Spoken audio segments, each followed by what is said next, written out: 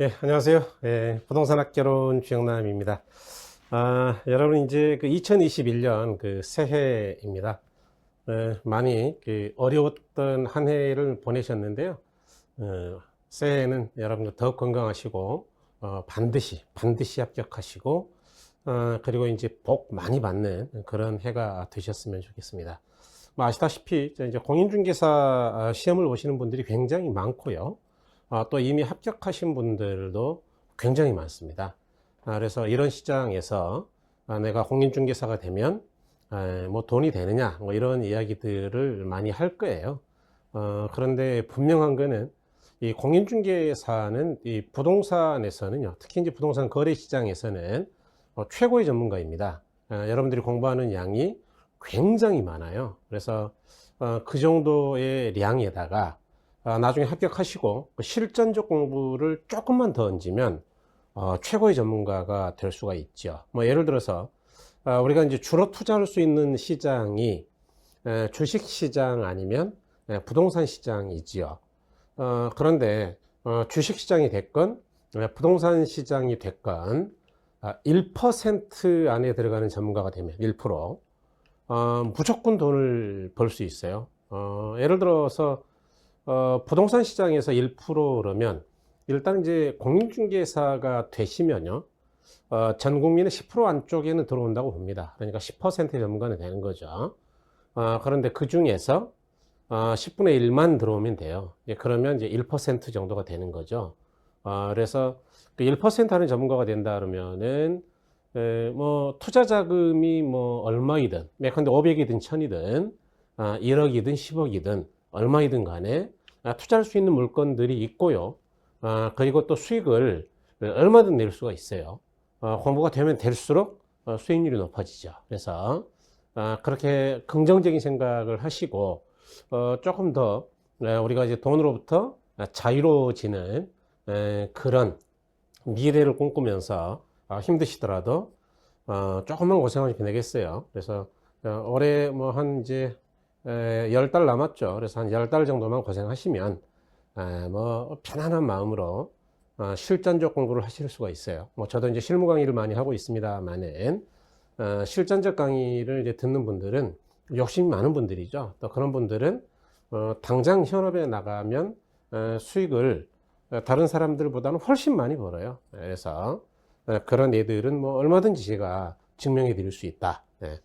그래서 그렇게 생각하시고 부동산 학개론도 굉장히 중요한 과목이죠. 여러분들이 많이 어려워하시고요. 그래서 반드시 올해는 합격하시기를 기원합니다. 여러분 먼저 이제 그 공부 방향에 대한 이야기를 이제 안 드릴 수가 없는데 이번에도 이제 그 강의 계획은요. 이번에는 이제 8주예요. 그래서 우리가 11, 12월은 6주 과정이었죠. 그래서 상당히 바쁘게 왔어요. 특히 이제 이 7편을 못 했는데 이번 1, 2월부터는 뭐 크게 예외가 없는 한은 전체 범위를 거의 다 할 것이다. 물론 중요도에 따라서 1, 2월, 3, 4월, 5, 6월에 따라서 그 강약은 조금 다르게 가져가겠습니다만은 그렇게 생각하시면 되고요. 일단 제일 먼저 이제 우리가 1편 부동산학 총론을 할 겁니다. 그래서 이 총론이 대략 한 두세 문제 정도가 나오는 부분이에요. 그래서 굉장히 중요한 부분은 아닙니다. 특히 이제 여기서 빈출 부분은 이따가 또 다시 말씀드리겠습니다만은 제 1편 제 2장이죠. 부동산의 개념과 용어. 그래서 한번 정리하면 뭐 크게 문제가 되는 것은 아니고요. 그 다음에 제 3장이죠. 부동산의 특성입니다. 그래서 여기서 대략 일단 한 개씩은 나온다 보시면 돼요. 그럼 이제 이 이외의 부분에서 한 개가 나올 수 있고, 그래서 두세 문제 정도가 나온다라고 보시면 되겠네요. 또 총론은요, 우리가 이제 공부할 때 잘 모르는 용어가 나온다 그러면은 한자를 생각하면서 한자를 생각하면서 분석한다 그랬죠. 그럼 뭐 6과목 다 똑같아요. 그래서 이렇게 분석해 보면, 자, 부동산학 총론은 뭐냐? 부동산과 관련되는 학문을 전체적으로 논의한다. 이 이야기는 부동산학이라는 게 지금 우리 교재가 8편까지 감정평가까지 있단 말이에요. 이 전체 부분에서 공통되는 부분들을 간략하게 논의한다 그 이야기죠. 이야기는 뒤집어서 말하면 다음 부분이 이해가 다 되시면 총론은 비교적 자연스럽게 이해가 된다는 이야기예요. 그래서 우리가 11, 12월 과정에서 암기 코드를 제가 30개를 드렸는데 여러분들이 이제 지금 외우고 계시는지 모르겠는데요. 제가 이번 1, 2월 과정에서는 따로 시간을 잡아서 암기 코드를 특강을 한번 할 예정이에요. 그러면 이제 그 자료를 가지고 여러분들이 이제 계속해서 반복해서 외우시면 일단 30개 정도만 외워도 대략 6, 70점 맞는 데는 전혀 지장이 없어요. 또 제 강의의 특성 중에 하나가 이제 이해를 기반으로 하거든요. 그래서 이해가 된 다음에 암기하는 것들은 굉장히 자연스러운 암기이고요. 결코 잘 잊어먹질 않죠. 그러니까 기본 점수는 일단 확보하고 들어간다고 생각하시면 되겠어요. 그래서 이 암기 부분에 대한 특강은 미리 약속드리겠지만 암기 코드 다음을 한번 잡아서 할 거예요. 그래서 요거는 이제 미리 약속을 좀 드리겠습니다. 다음으로 여러분 제 2편인데요. 자, 부동산 경제론이죠. 그래서 이 경제론은 뭐 굉장히 중요합니다. 그래서 우리가 일단 공부의 순서를 따진다 그러면요. 제 1편은 조금 나중에 해도 돼요. 다른 부분이 이해가 되면 자연스럽게 이해가 된다 그랬으니까. 그러니까 이제 기본적으로 암기할 것들을 몇 개 암기해버리고, 암기 코드를 이제 몇 개 암기해서 정리해버리고, 너무 고민 안 해도 된다는 이야기죠. 자, 그런데 제 2편의 경제론은 일단 초기부터 굉장히 집중적으로 공부하셔야 돼요. 여기는 특히 완벽한 이해가 돼야 됩니다. 이게 이제 이해가 돼야 이해를 기반으로 응용해서 문제를 풀 수 있거든요. 그래서 이해가 먼저 돼야 되기 때문에 이 부분은 뭐 너무너무 중요하죠. 그래서 비율을 한 100개 정도 하시고 아주 중요하다. 지금 현재 이제 이 제공되는 자료가 여러분들 동영상 강의에는 PDF 파일로 제공이 될 거예요. 제가 이제 파워포인트로 만든 자료인데 요거는 이제 핵심 프린트라고 이야기하자고요. 핵심 프린트. 이 핵심 프린트를 계속해서 조금씩 업데이트하고 있어요. 그래서 마지막에 이제 5, 6월 정도면은 완벽한 자료로 한 80쪽 정도로 만들 예정인데 이 정도면은 7, 80점은 뭐 거뜬하죠. 그러니까 전혀 걱정하지 마시고요. 먼저 이제 이해를 잘 하시는 게 중요하다. 그래서 이쪽 경제로는 이 핵심 프린트를 가지고 정리를 한 다음에 반드시 기본서를 꼼꼼하게 봐주셔야 돼. 기본서. 그래서 특히 이제 여기서 중요한 부분이 수요 공급 관련된 것들이에요. 수요 공급. 그래서 여기는 핵심 프린트하고 기본서까지를 꼼꼼하게 보셔야 된다. 그래서 기본서를 최하 4번, 5번 이렇게 본다라는 느낌으로 완전히 이해가 되고 문제가 좀 풀릴 때까지 정리가 돼줘야 돼요. 다음으로 이제 부동산 시장론이죠. 여기도 이제 대략 한 5개 나오는데 요거는 이제 우리가 수험기간 후기 하셔도 된다라고 이야기 드렸는데 전부 다 후기는 아니고요. 초기 중기에 조금 하실 필요가 있는데 그 부분이 나중에 보시겠지만 이 부동산 시장과 관련되는 거 시장론, 그 다음에 이제 입지론 이런 것들이 있는데 이 입지론은 초기 중기에 끝내는 게 좋아요. 요거는 그래서 중기까지는 끝내시는 게 좋고 이런 것들은 대략 우리가 핵심 프린트를 잘 이해하시고 기본서 대략 한두 번 확인해 보고 이러면서 후기 쪽에 맞춰서 정리를 해 나가셔도 크게 문제가 없다. 다음으로 자 이제 부동산 정책론인데요. 이 부동산 정책론은 상당히 어렵습니다. 여러분 그 정책이라는 게 이 경제학을 기반으로 해석하거든요. 그러니까 경제학이 이해가 안 되면은 당연히 이해가 어려운데 그래서 이 부분은 이해를 꼭 해주셔야 돼요.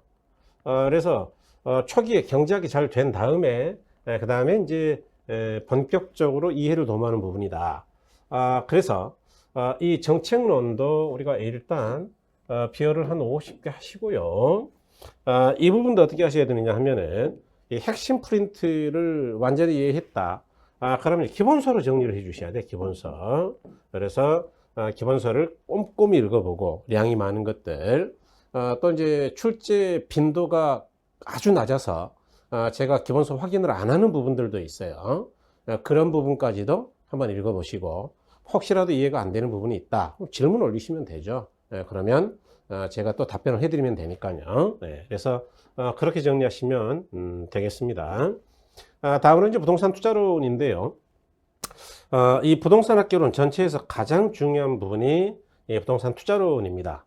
그러니까 투자론이 안 된다, 그러면 부동산 학교론은 거의 끝났다라고 보시면 돼요. 그래서 이 투자론이 이제 우리가 대학에서는 재무관리 이론이라고 과목이 좀 제목이 다르게 공부하는데 굉장히 어려워합니다, 학생들도. 그래서 비교적 어려운 부분이겠죠. 그러니까 시험에 잘 나오겠죠. 그래서 대략 여기서 한 7, 8문제가 나온다라고 보셔야 되는데, 이 부분도 100% 이해가 되셔야 되고요. 이거 반드시 초기에 끝내야 돼요.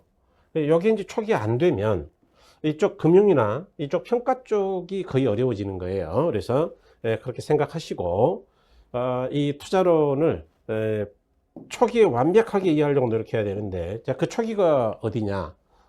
우리가 12월 달도 공부하셨고, 지금 1, 2월 달 공부하잖아요.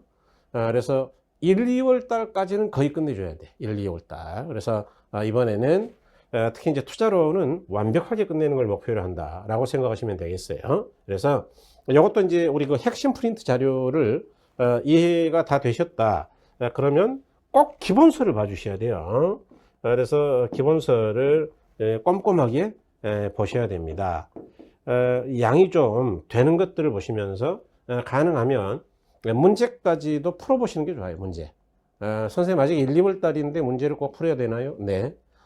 어차피 우리가 시험장에서는 문제를 풀 거거든요. 그러니까 이렇게 핵심이 되는 부분들은 문제를 먼저 풀어보시는 게 좋다.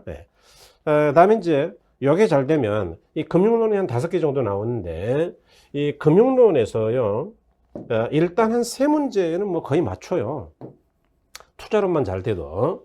그래서 이것도 한 별 한 50개라고 생각하시면 되는데, 그래서 초기 투자론이 잘 되면 중기에 금융론을 끝낸다니 그런 이야기죠.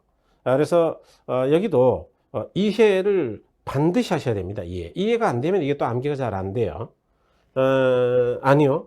어떤 분은 이해가 안 돼도 암기하는 경우가 있을 수 있어요. 꽤 있죠. 그런 분들이. 먼저 외워버리는 분들이. 그런데 암기했다고 해서 문제가 풀리는 게 아니죠. 그러니까 이해와 암기를 병행하셔야 되는 부분이다. 그래서 여기서도 우리가 이미 공부를 많이 해보셨지만, 특히 저당의 손환 방법은 이 투자이론만 잘 아시면, 자동으로 우리가 알 수 있어요. 그래서 결국 이 화폐 시간 가치죠. 이 화살표가 지금 잘못 갔는데, 화폐 시간 가치만 정확하게 이해하신다. 그러면 저당의 상환 방법은 일단 뭐 한 2문제 나올 걸로 예상하는데, 뭐 무조건 2문제 맞춘다라고 보시면 되지요. 그다음에 이제 부동산 개발 등인데, 요거는 이제 후기라고 했죠. 그래서 여기가 다양한 내용들이 있습니다. 부동산 이용 활동, 개발 활동, 관리 활동, 마케팅 활동 이런 것들이 있는데, 이런 부분들은 비교적 거의 다 암기 부분이 많아요. 여기 개발의 타당성 쪽은 이제 이해가 필요한데, 이걸 제외하고는 나머지는 다 암기예요. 그러니까 암기해서 맞추면 됩니다. 난 4문제 정도는 이제 암기 문제가 나오니까요. 이 개발의 타당성도요, 결국은 투자이론의 내용들을 응용한 부분이에요. 그러니까 투자이론이 안 되면 사실은 화살표를 6편하고 8편만 했지만 7편도 일부 안 되는 겁니다. 그래서 그렇게 보셔야 되고요. 8편의 감정평가죠. 그래서 이 감정평가가 6문제인데 굉장히 어렵죠. 오직이나 감정이 많으면 감정평가겠어요. 공부하는 분들이 막 감정이 생겨, 열받아가지고. 그럴 정도로 어려운데, 또 이제 감정평가사라는 자격증을 가진 분들은 이 감정평가만 주로 공부하죠. 그런데 우리는 8분의 1의 영역으로 지금 공부하는 거예요.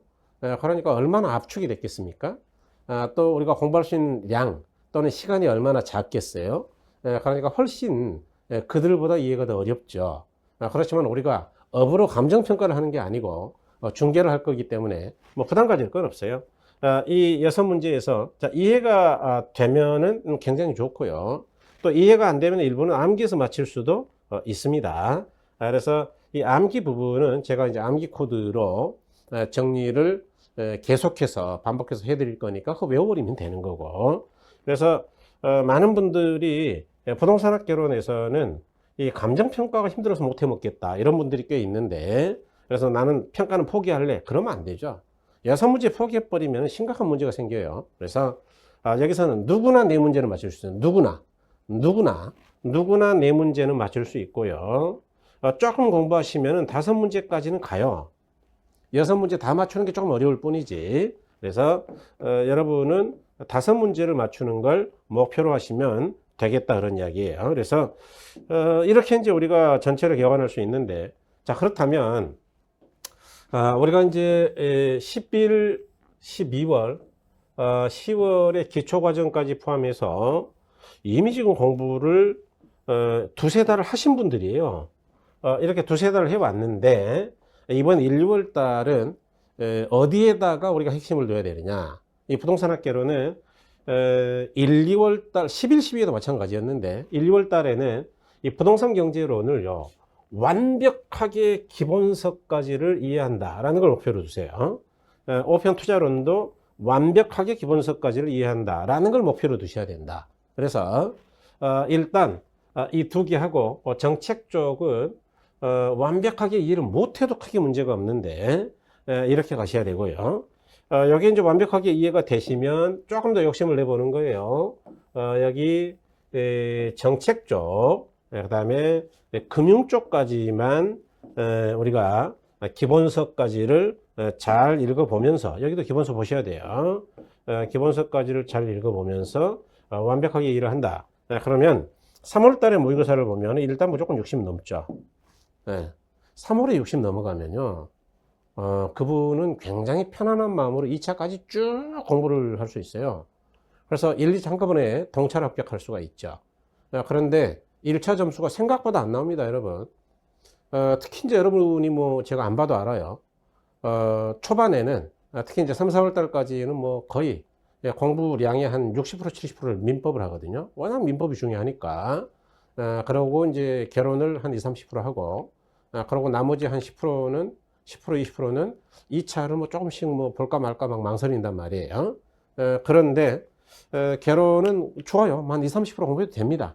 뭐 그래도 충분히 제가 합격시킬 수 있는데, 문제는 3월 달 정도에 1차 점수가 나오려면 1자를 그렇게 공부해도 뭐 매일 민법만 공부해도요, 5월, 6월이 될 때까지 60점이 안 나와요. 그러니까 이제 2차를 포기하게 되는 겁니다. 여름에 7, 8월 되면. 그러면 안 되죠. 그래서 3, 4월 달에 60을 확 넘겨버리려면 이 부분은 완벽하게 이해가 끝나야 돼, 이 부분. 다음으로 여기까지가 있으면은 일단 60 나와요. 나머지 뭐 조금 기억할 것 기억하고 제가 강의해 드렸던 것 듣고 이해하시면 되는 거죠. 그래서 이렇게 하시면 되고요. 그다음에 이번 과정의 핵심 중에 핵심은 무엇보다도 계산 문제입니다. 자, 그래서 우리가 이제 계산 문제를 특강을 제가 별도로 또 찍을 거예요. 이 자료 안에도 이제 계산 문제를 대략 3가지 유형 정도를 수업 중에 같이 해볼 건데, 수업이 끝나고 특강으로 별도로 좀 찍어 놓을 거니까요. 여러분들 이때 계산 문제 자료하고, 자료 이거 별도로 나갑니다. 그래서 이 자료하고 그 다음에 무엇보다도 이 계산 문제에 대한 연습이 좀 돼 있어야 돼. 그래야 점수가 나와요. 그래서 1, 2월 달에는 계산 문제 1단계 기초 부분이고, 그 다음에 이제 이때가 이제 7, 8월 달인데요. 문제풀이 할 때, 이때는 계산 문제의 2단계. 그래서 완성 단계로 가겠다. 그래서 그 1단계를 일단 잘 하셔야 되는 겁니다. 1단계. 요 정도면 계산 문제가 대략 한 10개 나온다 가정하자고요. 뭐 8개에서 10개 사이니까. 그래서 그 계산 문제에 10개라면은 한 6개 이상은 맞출 수 있는 수준. 그 정도로. 그래서 유형을 대략 한 6가지 유형으로 정리해서 할 거고요. 이때 마지막 완성 단계에서는 이제 8가지 유형을 제시할 거예요. 8가지.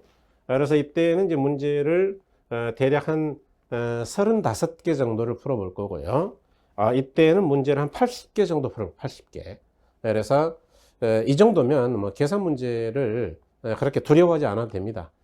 제 강의를 들었던 합격자분들이 뭐 제가 유튜브에나 아니면 만났을 때 이제 늘 하는 말씀 중에 하나가, 특히 이제 여자분들이 그런 분들이 많은데요. 계산 때문에 울렁증이 있었다. 수십 년을 이제 생활인으로 살아가면서 뭐 계산을 할 일이 없으니까. 그런데 선생님 만나서, 교수님 만나서 계산 문제가 너무 쉬워졌다, 뭐 이런 이야기를 많이 하세요. 들어보시면 알아요. 참 별거 없거든요. 계산을 아주 평이하게 설명해 드리겠습니다. 그러니까 걱정하지 않으셔도 돼요. 그래서 계산 문제가 이번 과정, 이론 과정에서는 특강 말고, 특강은 별도 자료로 할 거고요. 이쪽 계산 문제가 일단 제공이 좀 됩니다. 몇 문제. 네. 다음에 이쪽 계산 문제가 좀 제공이 됩니다. 몇 문제. 그래서 여기 입지이론과 관련된 계산 문제가 조금 제공이 되죠. 그래서 대략 3가지 유형을 수업 중에 이야기를 좀 드릴 거고요. 이쪽은 수업 중에는 안 해요. 나중에 특강으로 할 건데, 왜냐하면 이걸 완벽하게 알아야 되거든요. 그래서 이렇게 갈 거고, 나중에 특강에서는 이쪽까지 싹 다 정리해 드릴 예정이에요. 그래서 그렇게 생각하시면 뭐 별거 없죠. 그래서 여러분, 이제 우리가 인문이론부터 참으로 열심히 해오신 분들이 많아요. 그래서 이때 이미 우리가 부동산학 개론을 좀 해보셨지만, 이번 기본이론 단계에서는 내가 60점 이상은 맞을 수 있는 수준으로 가야 되겠다. 그러면 아까 말씀드린 것처럼 제2편 경제이론하고 제5편 투자이론은 일단 기본서까지 완벽하게 이해하려고 노력하고, 기본서에 있는 문제까지도 풀어봐야 되겠다. 그거 계속 미루면 나중에 못 풀어요. 왜냐하면 계속 문제집이 나가거든요. 이때 문제 나가죠, 이때 나가죠. 계속 문제예요. 이거 전부 다 문제를 주로 다루는 거기 때문에 나중에는 못 푼단 말이에요. 그러니까 이때 좀 풀어보시고, 조금 더 공부에 여유가 있고 개론을 공부할 시간을 조금 더 확보할 수 있다. 민법 잘하는 분은 이제 그럴 거 아니에요. 그렇다면은 4편 정책, 그 다음에 6편의 금융 쪽까지도 기본서를 꼼꼼히 읽고 문제까지를 풀어보셔야 된다. 기본서에 있는 문제. 그래서 그 정도로 생각하시면 되겠습니다. 여러분, 이번 과정에서는요, 문제를 여러분 매일 학습 있잖아요. 매일 학습. 문제를 사실은 오지선다로 드릴까 하다가 생각을 좀 바꿨어요. 그래서 이제 OX로 전형적인 OX 문제로 기출지문을 드렸습니다. 그런데 그랬던 이유가, 이번에는 계산 문제 쪽에 조금 더 치중할 수 있는 시간을 좀 만들고자 그렇게 했으니까요. 여러분들에게 이제 부담을 좀 줄여드리려고 하는 거니까 그렇게 이해하시고, 이때부터는 이제 매일 학습 문제는 결국 오지선다로 나올 겁니다. 무조건 오지선다예요. 그래서 대략 한 10문제에서 15문제 4배로 제가 이제 보내드릴 거니까, 제가 드리는 자료들은 당연히 풀어봐야 됩니다. 쌓아두면은 나중에 양이 막 이렇게 늘어요. 그러면 나중에 엄두를 못 낸단 말이에요. 그래서 그렇게 하시면 좋겠다. 그래서 이제 현재 이것만 알아도 해서 이것이 뭐냐? 핵심 프린트죠, 이거. 핵심 프린트. 이번에 내드린 자료가 약 한 60쪽 정도 돼요. 60쪽. 60쪽만 알아도 무조건 70은 나온다, 이거. 핵심 프린트를 완벽하게 이해한다? 70 무조건 나와요. 70. 그래서 그렇게 생각하시고, 특히 이번에는 계산 문제 제1탄이 있다. 그래서 대략 1단계에서는 6가지 유형의 계산 문제를 35문제 정도를 특강으로 제공하겠다. 그래서 수업 시간에도 지금 3가지 유형을 수업하면서 이제 같이 좀 다뤄볼 건데, 특강에서는 특별히 1탄 특강이죠. 무료 특강으로 할 건데, 이 특강에서는 특별히 상당히 많은 문제를 다뤄보겠다, 그 이야기예요. 그래서 모쪼록 계산 문제에 대한 두려움을 깨버리시길 부탁드립니다. 별거 없어요. 예. 그래서 그렇게 생각하시면 되고요. 자, 여러분 이제 본진도로 한번 나가보도록 할게요. 자, 이렇게 해서 이제 OT는 마무리했고, 자, 마무리했으니까 덕담 한마디 말씀드리면, 여러분 무조건 2021년 올해 1, 2차 동차로 반드시 가셔야 돼요. 시험 기간은 길면 길수록 인생이 피폐해집니다. 스트레스도 많아지고 탈모 생기고 가족들도 힘들어하고 주변에서. 그러니까 이왕 공부하는 거 조금 더 힘내서 약간만 더 힘을 내면 돼요. 그래서 조금만 더 힘내면 바로 끝나죠. 그래서 그렇게 생각하시면 되겠어요. 네. 여러분 새해 복 많이 받으시고요. 자, 그 다음에 이제 부동산학에 대한 이야기를 좀 드릴게요. 여러분 그 부동산학 총론입니다. 자, 아까 말씀드린 대로 총론은 전체를 논의한다라고 이제 이야기를 드렸죠. 그래서 이 총론에서 대략 두세 문제 정도가 나오는데 이 총론 전체를 또 이제 요약해 보면 이렇게 돼 있어요. 그러니까 부동산학이 뭐냐? 즉 부동산과 관련된 학문은 도대체 어떤 것이냐? 뭐 이런 이야기들 좀 하죠. 그래서 그게 1장 이야기입니다. 그래서 여기서는 이제 문제가 나올 때도 있고 안 나올 때도 있어요. 그래서 부동산학이라는 건 어떤 거냐? 정의. 부동산학이라는 학문은 어떤 성격이 있느냐? 이거 좀 시험이 좀 나오죠. 그 다음에 부동산학의 연구 대상과 접근 방법은 어떤 것들이 있느냐? 그 다음에 부동산학의 지도, 이념이라는 거는 어떤 게 있느냐? 다 외우면 되죠, 이런 거. 그래서 주로 이제 이해를 도모할 부분들이 약간 있지만 대부분은 외우고 끝나는 부분들이다라고 생각하시면 됩니다. 그래서 한 문제 나올까 말까 하고요. 이 부동산학은 이 부동산하고 인간과의 관계를 연구하는 학문이에요. 다시 말해서 이 땅에 인간이 살고 있기 때문에 부동산과 관련되는 재반 문제가 발생하고 이런 문제를 해결하기 위한 노력이 부동산학입니다. 그럴 때 이 부동산을 대상으로 인간이 개발을 하기도 하고요. 아니면 이용하기도 하고 관리하기도 해요. 이런 걸 우리는 활동이다라고 이야기합니다. 즉 인간이 부동산을 대상으로 전개하는 관리적 측면의 재반 활동이다 이렇게 정의하거든요. 또 부동산이 우리가 가만 쳐다보면 부동산이 스스로 변해가는 경우도 있어요. 부동산이 스스로 변하는 모습들이 있더라. 예컨대 우리가 여러분 새로운 건물을 신축하면 주구장창 100년, 200년이 되도록 그 건물이 멀쩡한 상태로 남아있지는 않죠. 보통은 20년, 30년, 40년 되면 관리 상태에 따라 노후화가 진행되고 그러면은 도정법에 따라서 우리가 재개발 또는 재건축을 시도해야 된단 말이에요. 그러니까 이와 같은 걸 우리가 뭐라 그러느냐? 부동산의 수명현상이다라고 이야기해요. 그래서 이런 걸 우리는 현상이라고 합니다. 그래서 이 부동산학의 주된 연구 대상은 두 가지예요. 부동산 현상하고 부동산 활동이다 그런 이야기죠. 그럴 때 여러분 우리 책 제2장에서는 이러한 부동산이라는 게 뭐냐 이거 좀 시험에 잘 나오죠. 그래서 이거는 일단 한 문제 나온다라고 생각하시는 게 좋고요. 그 다음에 제3장은 부동산은 어떤 특성을 가지고 있느냐 일단 무조건 한 문제 나온다라고 생각하시면 돼요. 그럴 때 우리가 이렇게 부동산을 연구할 때에는요 보통은 어떻게 하느냐 복합 개념으로 연구를 해요. 그럴 때 이 복합 개념이라는 건 뭐냐 예컨대 우리가 집을 살 거냐 라는 가장 간단한 의사결정을 할 때도 그 집의 구조가 어떠냐 설계가 어떠냐 이런 거 따진단 말이에요.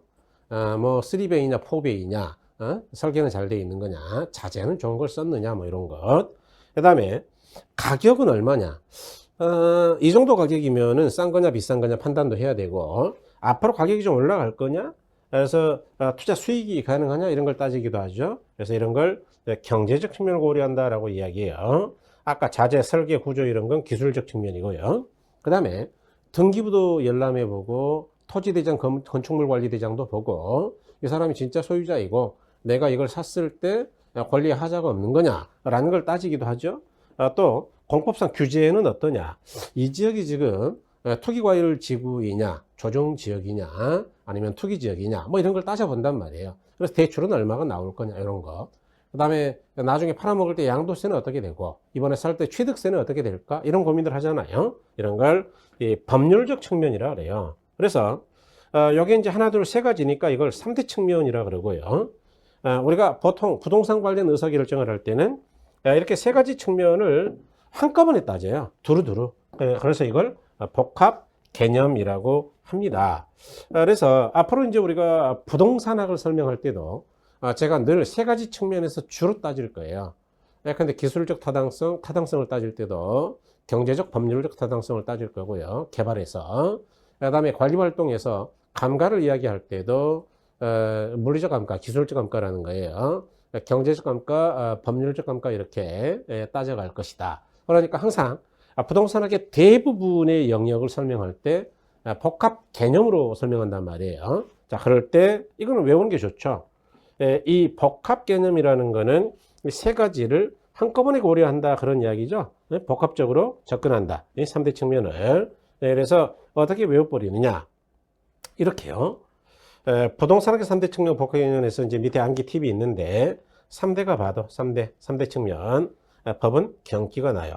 여러분 법 공부하다 보니까 5과목이 다 법 과목인데 재밌나요? 좀 힘든가요? 힘드시죠? 자다가도 막 경기가 일어나지 않아요? 그래서 이와 같이 이 법은 굉장히 까다롭고 어렵습니다. 그래서 3대가 봐도 할아버지, 아버지, 아들 3대가 봐도 법은 막 경기가 나. 그래서 그렇게 외워버리시면 된다라고 말씀드릴 수 있겠고요. 그 다음에 이제 자 구체적 내용으로 가서 제 1장이죠.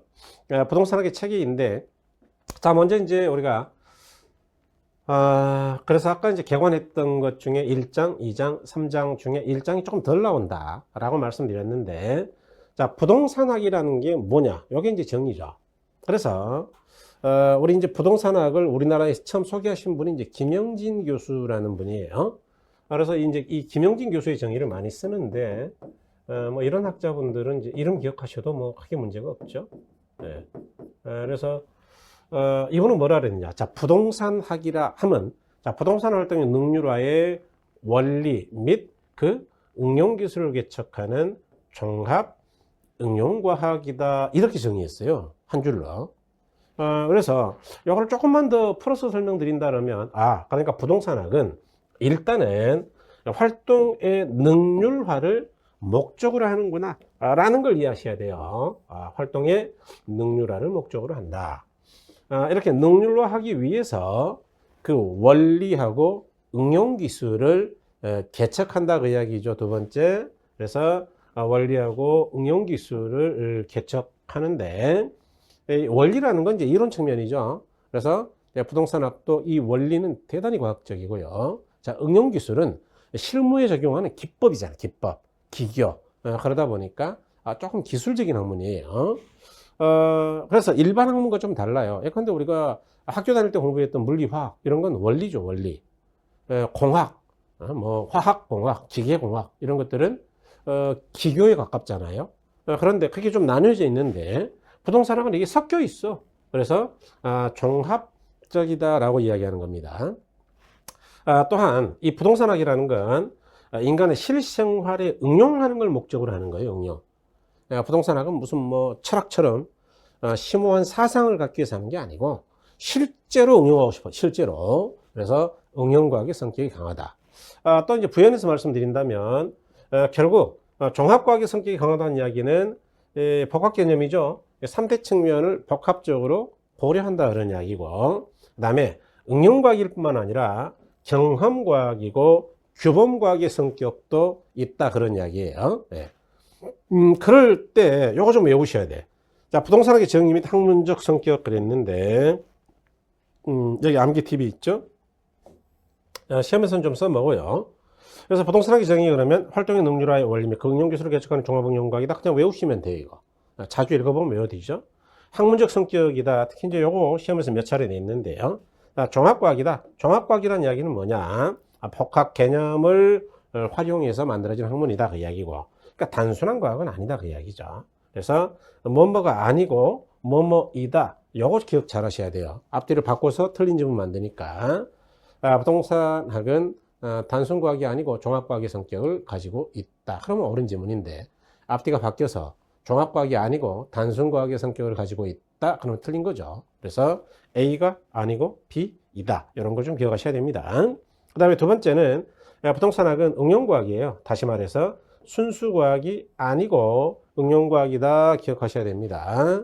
그 다음에 부동산학은 사회과학의 성격이 강합니다. 사회현상을 연구하죠. 그러니까 물리학이나 천문학이나 화학같이 자연현상을 연구하는 건 아니란 말이죠. 그래서 자연과학이 아니다 라는 것 기억하셔야 되고요. 그 다음에 경험과학의 성격이 강하다. 이 이야기는 우리들의 구체적인 경험을 바탕으로 만들어진 학문이에요. 그래서 구체 경험과학이지 추상적 학문은 절대로 아니다. 이것도 기억하셔야 돼요. 시험에서 몇 차례 써먹었어요. 그 다음에 규범과학이다. 규범과학. 규범과학이라는 건 도대체 어떤 게 바람직한 부동산 활동이냐, 이런 윤리적 차원, 규범적 차원을 일부 얘기한다 그 이야기예요. 그래서 이렇게 이야기하더라. 그래서 이걸 어떻게 외운단 말이냐. 학문을 종용하며 사회보는 경규 이렇게 배우는 거예요. 그래서 학문적 성격이죠. 종용하며 사회보는 경규 이렇게. 그래서 여러분 그 코미디언 중에 이경규 씨 있죠. 이경규 씨가 좀 이렇게 막 종용하면서 웃기는 스타일이잖아요. 억지 부리고 뭐 이런 경향이 좀 있잖아요. 굉장히 뛰어난 코미디언인데 어쨌든 간에 그분이 막 종용을 해. 공부하라고. 그래서 그런 생각을 하면서 배우시면 조금 편할 거다. 학문을 뭐 이경규 씨가 막 종용하나 보다. 사회 보면서. 그래서 그러면 사회과학의 성격이 있다. 종합과학의 성격이 있다. 규범과학의 성격이 있다. 종용하니까. 그 다음에 경규라 그랬으니까 경험과학의 성격이 있고 규범과학의 성격이 있다. 종용 그랬으니까 종합과학이고 응용 과학이구나. 이렇게. 그러면 이제 얼추 떠오른단 말이에요. 또 이 암기구를 다 잊어버렸다 하더라도 경규 학문, 사회화 뭐 이렇게 생각하면 기억이 바로 떠오르죠. 그러면 이 전체 5개 중에 한 4개는 떠오른다 그 말이에요. 그럼 무조건 맞추는 거죠. 그래서 이렇게 정리하시면 되겠다. 일단 한 문제 나올 확률이 상당히 높은 부분이다 라고 생각하시면 됩니다.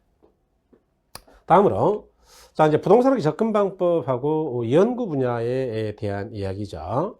그래서 이 부동산학의 접근 방법과 연구 분야는요. 일단 요건 했네요. 자, 부동산학의 연구 대상은 부동산 현상과 활동입니다. 라고 아까 이야기 드렸고, 개관할 때. 그러면 우리가 부동산학의 학자들이 접근하는 방법, 다른 말로 연구 방법인데, 연구하는 방법에는 어떤 것들이 있느냐, 그 이야기예요. 그래서 분산식 접근법이라는 게 있고, 그다음에 중점식 접근법이 있고, 종합식 접근법이 있다, 그런 이야기죠. 이 외에도 법 제도적 접근법이 있고, 현상학적 접근법이 있고, 의사결정론적 접근법이 있고, 행태과학적 접근법이 있다, 이렇게 기타도 있어요. 기타도 있는데 우리가 결론부터 먼저 말씀드리면 이 종합식 접근법하고 의사결정론적 접근법을 조금 잘 이해하시면 돼요. 그러니까 요거는 이 분산식과 중점식 접근법은 사실은 이제 우리나라 학자들이 취하는 태도가 아니에요. 요거는 과거 일본 학자들에게서 그들의 자료를 가지고 연구했기 때문에 일본 학자들이 옛날에 취하던 태도이고, 이 각각의 분산된 자료, 그다음에 한 가지만 중점적으로 연구했던 자료들을 종합해 가지고 만든 게 우리나라 부동산학이에요. 그래서 우리나라는 통설이 종합식 접근법이다라고 생각하시면 됩니다. 일단 이제 우리가 기본서를 보면서 조금 더 보충할 예정이고요. 다음으로 이제 법 제도적 접근법이나 행태과학적 접근법이나 현상학적 접근법은 사실은 뭐 안 읽어보셔도 크게 문제가 없어. 그런데 이따 기본서에서 한번 확인해 볼 건데, 자, 이 의사결정론적 접근법은 오늘날 젊은 학자분들이 종합식에서 의사결정론으로 많이 넘어가요. 다시 말해서 이제 이 경영학에서 이 접근 방법인데, 경영학의 접근 방법인데, 유명한 접근법인데, 인간은 어떤 의사결정을 할 때는 자신의 이익을 극대화하려고 노력한다. 그래서 합리적 의사결정을 한다. 그런 이야기죠. 자, 그런 관점에서 부동산학을 연구하는 방법이다. 이렇게 생각하시면 되겠다. 그래서 여기에 어떤 의미에서는 이제 이 방법론이라는 것 자체가 굉장히 난해해요. 추상적이고. 그러다 보니까 이게 이해가 잘 안 될 수 있거든요. 시간을 한 20분만 주시면 충분히 이해시킬 수 있는데, 그럴 가치가 없어요. 시험에서 잘 안 나오거든요. 그래서, 요거 혹시 이해가 안 된다 하더라도 털고 가면 돼요. 뭐 안 나온다 그러더라. 이렇게. 그 다음에, 자, 부동산학의 연구 분야인데, 요거는 이제 어쩌다 좀 나왔어요. 어쩌다. 이것도 굉장히 빈도가 낮은 쪽인데, 일단 우리가 이제 기초 분야가 있고요. 그 다음에 결정과 관련되는 분야가 있고, 결정을 지원하는 분야가 있습니다. 기초 분야는 이제 부동산 결정 지원을 하기 위해서 먼저 공부하는 거. 그러니까 대학으로 말하면 1학년 때 공부하는 거 이렇게 보시면 되죠. 그래서 자, 부동산의 특성, 부동산 법, 도시적, 기초적 금융수학, 그래서 투자에는 공부하는 화폐의 시간적 가치를 이야기해요. 뭐 이런 것들을 공부해야 된다. 여기 좀 되면 부동산 투자 이론이나 금융 개발 정책 같이 투자할 거냐 말 거냐 결정이죠. 금융, 자금을 빌릴 거냐 말 거냐 의사결정이죠. 개발을 할 거냐 말 거냐 결정이죠. 정책, 어떤 정책을 집행할 것이냐 이것도 결정이죠. 그래서 이건 전부 다 결정과 관련되는 분야예요. 다음으로 여러분 결정 지원 분야라는 거는 이제 뭐냐? 자, 한마디로 말하면 이 어떤 투자자가 나 투자할까요? 라고 전문가에게 상담을 하면 여러분들이 전문가로서 이러이러하고 수익이 이 정도 나오니까 이런 이유로 투자를 하는 게 좋겠다 라고 상담을 해주겠죠. 이렇게 전문가들이 주로 상담하는 영역이에요. 결정 지원 분야는. 그래서 중개사, 권리분석사, 상담사, 마케터, 주택관리사, 감정평가사 뭐 이런 분들이겠죠. 이렇게 전문 자격증을 가지고 있는 영역들이 주로 결정 지원 분야이다 이렇게 보시면 됩니다. 여기서 이제 문제는 뭐냐면 우리가 뭘 기억하는 게 보다 효율적이냐라는 건데 여러분 뭐 따질 것도 없어요. 결정 분야를 기억하시는 게 좋습니다. 뭐 이렇게 시험에 주로 내거든요. 낸다면 다음 중 자, 부동산 결정 지원 분야와 관련이 없는 것, 이거하고 관련이 없는 것 그러면 이쪽이죠 뭐. 그래서 이렇게 낼 확률이 굉장히 높고 또 그렇게 냈었기 때문에 개수가 작은 결정 분야를 보시면 좋다. 특히 이 결정 분야는 전부 다 시험에 많이 나와요. 요거 7, 8문제, 요거 대략은 5문제. 이쪽 개발에서는 7편 전체에서 개발에서 한 2문제 나옵니다. 2문제. 양은 굉장히 작은데 정책 대략은 5문제죠. 그러니까 이 결정 분야만 잘 알면 사실은 뭐 결혼은 고득점 하는데 전혀 문제가 없어요. 그래서 그렇게 보시면 된다. 다음으로 여러분 이제 부동산학의 지도 이념인데요. 이 지도 이념이라는 거는 바람직한 이념에 대한 이야기죠. 그래서 여기 이제 몇 가지가 있는데 자, 일반적 이념이라는 건 뭐냐? 이거는 우리나라뿐만 아니라 다른 나라들도 일반적으로 가지고 있는 그런 이념, 그런 이야기예요. 그래서 여기는 효율성과 형평성, 합법성이다라고 하죠. 그래서 그냥 외우시는 게 좋아요. 이 효율성이라는 거는 이제 사익을 강조하면은 효율성이 높아지죠.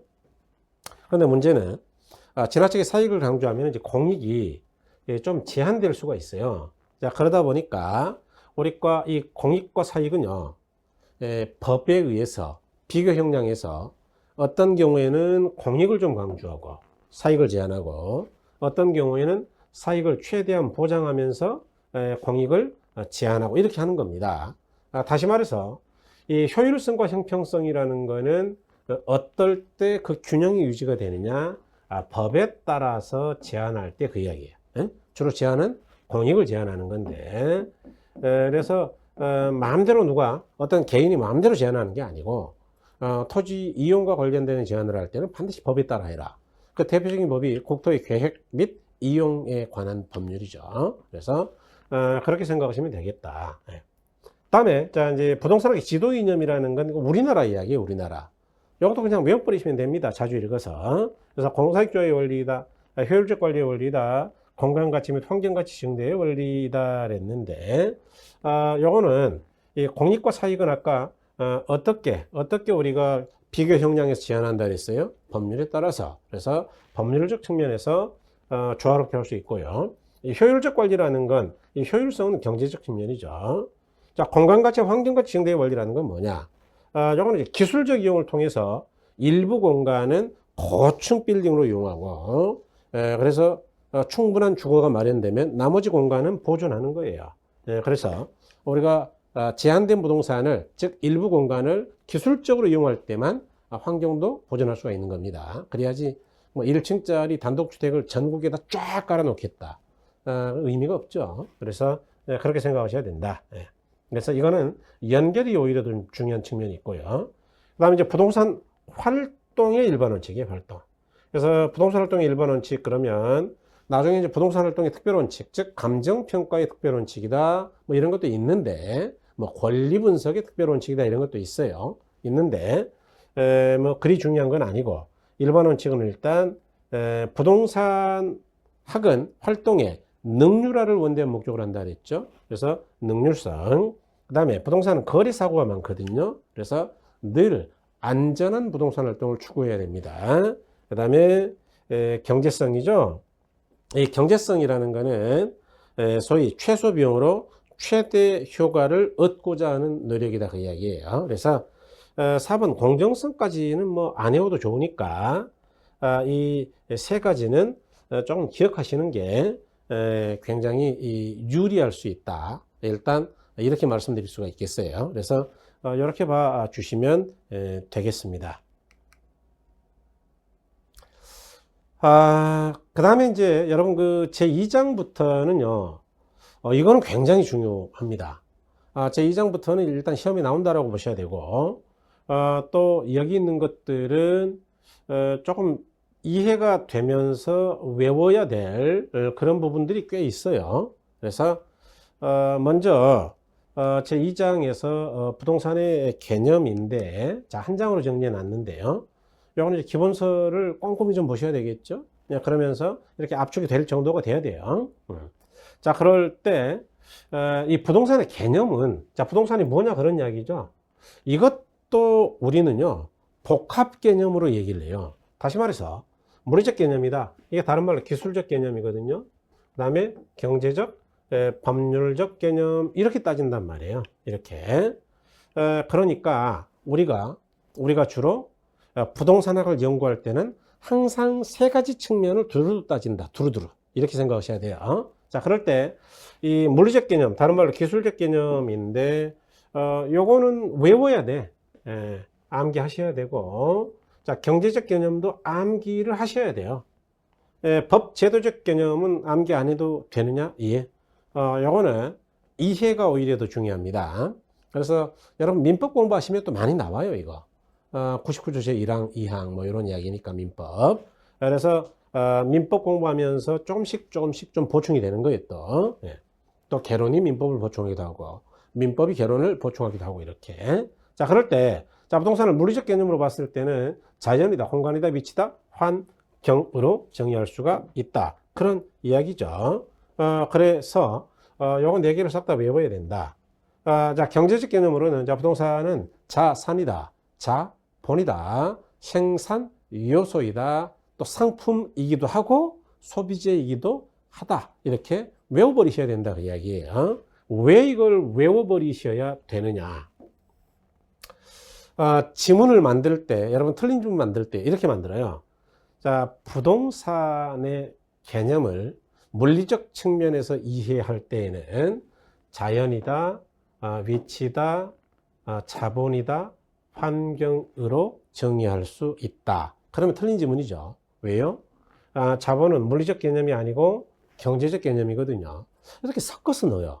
섞어서 넣으니까 딱 잘라서 물리적 개념과 경제적 개념을 명확하게 이해하고 기억하고 계셔야 된다, 그 이야기예요. 자, 그래서 어떻게 외우느냐? 여기 제가 암기 팁을 만들어 놨죠. 기술자는 기술적 측면이라는 이야기네.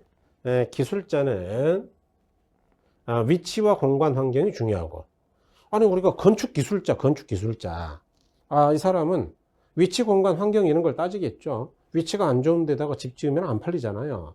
환경도 좋아야죠. 또 공간을 효율적으로 만들어야죠. 그러니까 이 건축 기술자한테는요, 위치, 공간, 환경, 뭐 이렇게 이런 것들이 중요하다. 자연환경 포함해서. 그래서 기술자는 위치, 공간, 환경이 중요하다. 그러니까 4개 다 나왔네. 예. 그래서 이렇게 외우시고, 그 다음에 산본에서 생소한 상품은 경제적이다 그랬는데, 여기 경제적 개념으로는요, 예? 여기 산본이 있네. 산본, 자산, 자본이 있고, 생산 요소가 있고, 소비재가 있고, 상품이 있네. 그래서 3번에서 생소한 상품은 경제적이다. 예? 3번이라는 동네 아시죠? 거기서 생소하다는 이야기는 왠지 좀 생소하니까 좀 비쌀 것 같아. 그래서 경제적이다 뭐 그런 이야기예요. 그래서 이렇게 외워버리셔야 된다. 그래서 이게 다 안 외워지면 앞부분이라도 외워야 돼 이거. 기술적 측면 이거라도 외워놔야 된다. 그래서 외워버리시면 문제 푸는데 아무런 지장이 없다 그런 이야기예요. 자, 다음으로 여러분 이제 법 제도적 개념이죠. 그래서 요거는 좀 설명이 좀 돼야 되고요. 기본서에서도 굉장히 꼼꼼하게 볼 거예요. 자, 일단 우리가 이제 이 법 제도적 개념으로 봤을 때 이걸 다른 말로 민법상의 부동산이다라고도 하는데 왜 그러느냐? 민법 99조 제1항에서 말하는 부동산이거든요. 그래서 민법 99조 제1항에서는 뭐라고 하고 있느냐? 자, 부동산이라 하면 토지와 그 정착물을 말한다 이렇게 돼 있어요. 토지하고 그 정착물을 말한다. 99조 제2항에서는 부동산이 아닌 걸 동산으로 한다 이렇게 돼 있죠.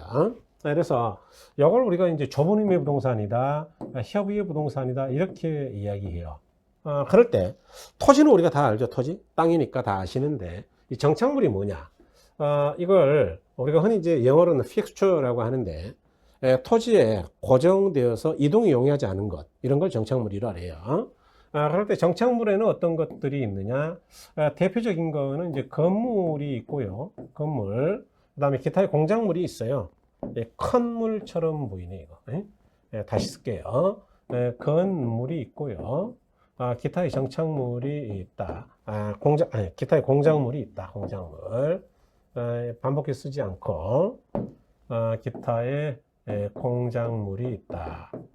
공작물은 뭐냐? 인간이 공작 만든 거다 그 이야기예요. 담장, 축대, 수도시설 이런 것들. 그래서 담장이나 축대나 수도시설 뭐 이런 것들이다 뭐 그런 이야기죠. 여기서 이제 우리가 반드시 좀 기억하셔야 될 게 하나 있는데 여러분 우리나라 민법은요. 이 우리나라, 독일, 일본의 민법이 이제 비슷합니다.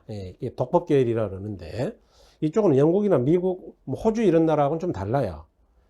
영국이나 미국은 토지와 건물을 하나의 부동산으로 봐요. 하나. 그런데 우리는 토지하고 건물을 각각 별개로 본단 말이죠. 별개. 그래서 이걸 별개의 부동산이라 한다. 요거 시험에 나왔고요. 별개의 부동산이라 한다. 그래서 요거 좀 기억하셔야 돼요. 별개. 이걸 또 이제 민법이 이야기하잖아요. 민법. 그래서 이걸 다른 말로는 민법상의 부동산이라 한다. 이것도 시험에 나온 적이 있죠. 그래서 이렇게 기억하셔야 된다. 그러다 보니까 우리나라 같은 경우는 이제 이 토지 등기부하고 건물 등기부가 각각 별개로 개설이 되어 있고요. 원래는 이제 토지 건물이 동일인의 소유였어요. 갑의 소유였어요. 토지하고 건물이 둘 다 갑의 소유였습니다. 그러다 저당권의 실행이라든가 전세권의 실행으로 인해서 건물은 A의 소유가 됐고 토지는 B의 소유가 됐다. 그럴 때 이 A는 B에 대해서 지상권을 주장할 수 있죠. 그걸 법정 지상권이라 하죠. 이와 같은 복잡한 이론이 필요하게 된 거예요. 이 법정 지상권이라는 게 조금 까다롭죠. 판례도 많고 특히 이제 경매에서는 상당히 복잡해지는데 어쨌든 이와 같이 법정 지상권이라는 이상한 법률 이론을 만들어야 되는 이유가 뭐냐? 토지하고 건물을 각각 별개로 보기 때문에 별개로 거래될 수 있기 때문에 그런 이야기예요. 그래서 우리는 지금 민법을 공부하는 거 아니죠. 그러니까 이 정도 기억하시면 돼요. 아, 결국 토지하고 건물을 별개로 보는구나, 이렇게. 자, 거기다가, 자, 준부동산이다, 의제부동산이다라는 거 있어요. 그래서 의제부동산이라는 건, 여러분 이제 민법 공부가 좀 되셨죠? 민법에서 물권법 공부할 때 준물권이라는 게 나와요. 준물권, 업권, 광업권 이런 것들. 그래서 원래 물권이 아닌데 물권에 준해서 보는 것. 물권법 규정을 준용하는 것, 이런 이야기예요. 이와 같이 준부동산은 뭐냐? 원래는 부동산이 아닌데 부동산으로 봐주는 것, 의제하는 것. 그래서 다른 말로 의제부동산이죠. 그래서 이 의제부동산에는요, 여러 가지가 있어요. 예컨대 특수동산이라는 게 있어요. 자동차, 항공기, 선박, 건설기계 이런 게 있습니다. 왜 다 안 썼을까요? 시험이 안 나오니까. 그러니까 다 쓸 필요 없어요. 그 다음에 두 번째는 재단이 있죠. 재단. 재단이라 하면 공장, 재단이나 광업, 재단 같은 것들이 있죠. 그 다음에 준물권도 있어요. 준물권이 뭐라고요? 업권이나 광업권 같은 것들이죠. 자, 그런가 하면은 임목법에 따라 등기된 수목이 집단이죠. 임목. 민법 공부하셨죠? 그래서 이런 것들을 우리가 부동산으로 의제해 준다, 그 이야기예요. 그래서 이 협의부동산하고 준부동산을 합해서 우리는 넓은 의미의 부동산, 광의의 부동산이다, 이렇게 이야기하는 거죠. 자, 그러면 왜 이런 거를 우리가 부동산으로 의지하냐? 아니, 자동차는 굴러다니는 거니까 움직이는 재화인데 이게 왜 부동산이라고 보느냐, 그 이야기예요. 이유가 뭘까요? 이것들은 전부 다 공시하는 방법이, 공시. 누가 주인인지를 드러내는 방법이 공적으로 등기되거나 등록된 것들이에요. 마치 부동산처럼 등기 또는 등록을 한단 말이에요. 자동차 이거 등록 대상이죠. 그다음에 공장 재단법에 따라서 이거는 등기가 됩니다. 재단 등기. 어업권 등록 대상이죠. 임목법에 따라 등기가 된 거죠. 그러니까 등록된 것들, 등기된 것들, 이런 것들을 우리는 의제해요. 부동산으로. 의제부동산, 준부동산이다. 이것들 합해서 우리가 뭐라 그런다고요? 광의의 부동산이라 한다. 일단 요거보다 조금 깊은 부분도 있어요. 그런데 그런 건 찾아보기로 하고 요 정도를 정리하시면 된다. 뭐 그런 이야기죠. 다음에 자, 이제 부동산의 분류가 있는데 이 분류는 용어랑 관련되는 거거든요. 그래서 여기까지 이제 설명을 드리고 조금 쉬었다가, 여기까지요. 조금 쉬었다가 이 부동산의 분류는 기본서를 여기까지 다 확인하고 여기는 기본서를 먼저 보겠어요. 기본서. 설명이 좀 필요한 부분인데 기본서가 훨씬 더 설명이 잘 되어 있잖아요. 그래서 기본서를 보면서 정리하겠다. 그래서 기본서로 이해가 다 됐다. 그러면 어떻게 하면 되느냐?